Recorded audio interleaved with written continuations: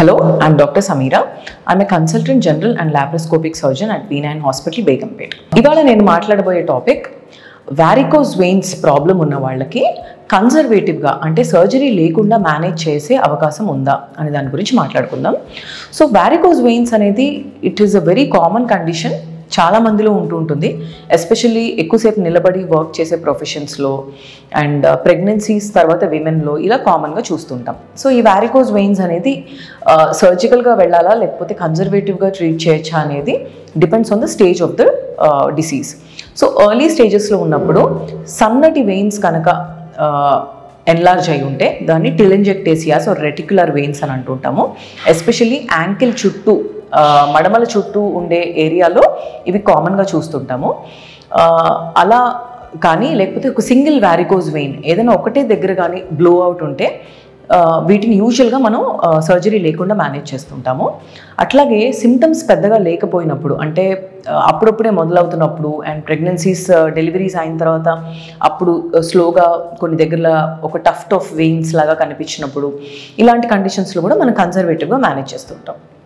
So సర్జికల్గా ఎప్పుడు proceed అవ్వాలి అని అంటే ఎప్పుడైతే మల్టిపుల్ పర్ఫరేటర్స్ ఇన్వాల్వ్ అవుతాయో అంటే మల్టిపుల్ వెయిన్స్ డైలేట్ అయిపోయినప్పుడు ఆర్ సెఫెనోఫెమోరల్ జంక్షన్ ఎస్ఎఫ్జే అంటాం. సో ఈ జంక్షన్ దగ్గర కనుక అబ్నార్మాలిటీ ఏమన్నా రీఫ్లక్స్ అబ్నార్మాలిటీ ఉన్నప్పుడు తప్పకుండా సర్జికల్గా వెళ్ళాల్సి వస్తుంది. అండ్ అలాగే సిమ్టమాటిక్గా ఉన్న కేసెస్లో అంటే కాళ్ళు వాపులు ఉండడము, సాయంత్రం అయ్యేసరికి కాళ్ళు చాలా పెయిన్ఫుల్గా ఉండడము, అప్పుడప్పుడు క్రాంప్స్ రావడము అండ్ కొంతమంది పేషెంట్స్లో అల్సర్స్ డెవలప్ అయ్యి అవి హీల్ అవ్వకపోవడము, ఇలాంటి కాంప్లికేటెడ్ కేసెస్లో కూడా తప్పకుండా సర్జరీ అడ్వైస్ చేస్తాం. సో ఇలా కాకుండా అప్పుడప్పుడే స్టార్ట్ అవుతున్న వాళ్ళకి కన్జర్వేటివ్గా ట్రీట్ చేసే అవకాశం ఉంటుంది.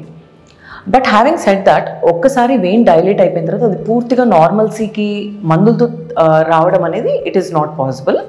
బట్ అది ఇంకా పెరిగిపోకుండా అండ్ కాంప్లికేషన్స్లో ల్యాండ్ అప్ అవ్వకుండా మనం కన్జర్వేటివ్గా ట్రీట్ చేయొచ్చు. సో ఈ కన్జర్వేటివ్ మెథడ్లో ఎక్కువగా పేషెంట్ వైపు నుంచి చేసే మోడిఫికేషన్స్ ఎక్కువగా ఉంటాయి.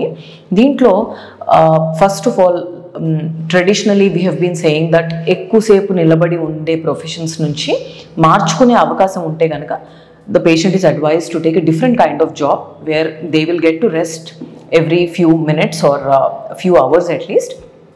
అండ్ కూర్చుని చేసే జాబ్స్కి మార్చుకోగలిగితే ఇంకా బాగుంటుంది. సో అలా కుదరని పరిస్థితి ఉంటే యూజువల్గా మార్నింగ్ టు ఈవినింగ్ ఇంటికి వెళ్ళే వరకు ఎప్పటి వరకు అయితే వాళ్ళు యాక్టివ్గా ఉంటారో అప్పుడు ఎలాస్టిక్ స్టాకింగ్స్ వేసుకోవాలి. సో ఈ ఎలాస్టిక్ స్టాకింగ్స్ అనేవి చాలామంది ఇన్కన్సిస్టెంట్గా వాడుతుంటారు. అంటే కొన్ని ఫ్యూ వీక్స్ వాడటము, కొంచెం పెయిన్ అది తగ్గిన తర్వాత మళ్ళీ దాన్ని డిస్కంటిన్యూ చేయడం, ఇలా కాకుండా దాన్ని ఒక లైఫ్ స్టైల్లో అలవాటు చేసుకోవాలి స్టాకింగ్స్ వేసుకోవడం అనేది. అండ్ కొన్ని కేసెస్లో ఎస్పెషల్లీ సన్న వెయిన్స్ ఉన్న పేషెంట్స్లో దాని లోపలికి ఒక ఇంజెక్షన్ స్క్లీరోజ్ థెరపీ అంటాం, ఇంజెక్షన్ పంపించడం వల్ల కూడా అవి ఫ్లాట్ అయిపోయే అవకాశం ఉంటుంది. సో అలా ఫ్లాట్ అయిపోయిన వెయిన్స్ యూజువల్గా కాంప్లికేషన్స్ లేకుండా వాటి మీద ఇచ్చింగ్ కానీ అక్కడ కొంత డిస్కంఫర్ట్ ఉండడము, స్కిన్లో మార్పులు రావడం, ఇవన్నిటిని మనం రివర్స్ చేసే అవకాశం ఉంటుంది with simple injections. So this can be done as an office procedure only. దీనికి అడ్మిషన్ కానీ అనస్థీషియా అట్లా ఏం అవసరం లేదు.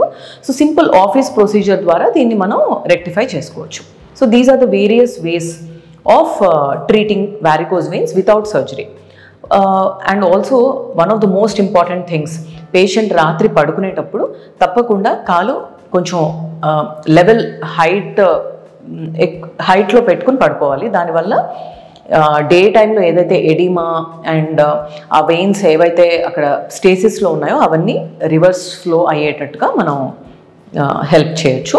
So these are the various ways of treating varicose veins without surgery.